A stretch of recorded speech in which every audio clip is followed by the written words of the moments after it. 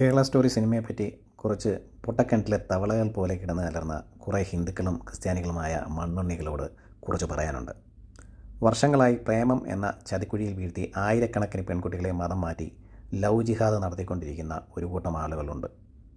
മലയാളി മണ്ടന്മാർക്ക് ഇതൊക്കെ അറിയാമെങ്കിലും അയ്യോ ഞങ്ങൾക്ക് ഇതൊന്നും അറിയില്ലേ എന്ന് നടിക്കാൻ നന്നായി അറിയാം. കേരള സ്റ്റോറിയിൽ കാണിക്കുന്ന ഓരോ സീനും മലയാളികൾ ഉൾപ്പെടുന്ന ഭാരതത്തിലെ പലർക്കും യഥാർത്ഥത്തിൽ നടന്ന സംഭവങ്ങളാണ്. ലവ് ജിഹാദ് എന്ന വാക്ക് ആദ്യമായി പ്രസ്താവിച്ചത് കേരള ഹൈക്കോടതിയാണ്, അല്ലാതെ നോർത്ത് ഇന്ത്യക്കാരല്ല. കേരള കൗമുദി ഉൾപ്പെടെയുള്ള പത്രങ്ങളിൽ ഇതിനെപ്പറ്റി വാർത്തയും വന്നിട്ടുണ്ട്. കേരള സ്റ്റോറി 2ാം പാർട്ടിൽ ബീഫ് കഴിക്കുന്നതിനെപ്പറ്റി കാണിക്കുന്നത് മധ്യപ്രദേശിൽ നടക്കുന്ന ഒരു സംഭവമായിട്ടാണ്.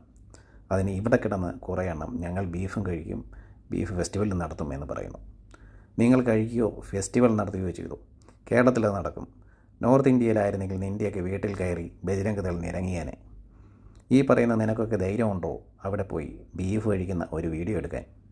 എന്നിട്ടാണ് ഇവിടെ കിടന്ന് കുരയ്ക്കുന്നത്.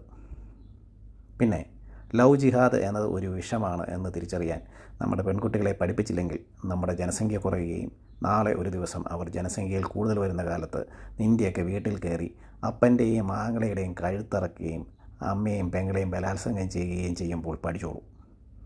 അപ്പോഴും നീയൊക്കെ സംഗീന്ന് വിളിച്ച് കളിയാക്കുന്ന ഒരു കൂട്ടം ചങ്കുറപ്പുള്ളവർ തങ്ങളെ കൊണ്ട് കഴിയും വിധം നിന്നെയൊക്കെ രക്ഷിക്കാൻ നോക്കും. ഇങ്ങ് കേരളത്തിൽ സുരക്ഷിതമായി വാഴുന്ന ഓരോ തീവ്രവാദിക്കും നീയൊക്കെ കൂടെ അവസരം ഒരുക്കി കൊടുക്കുകയാണ്.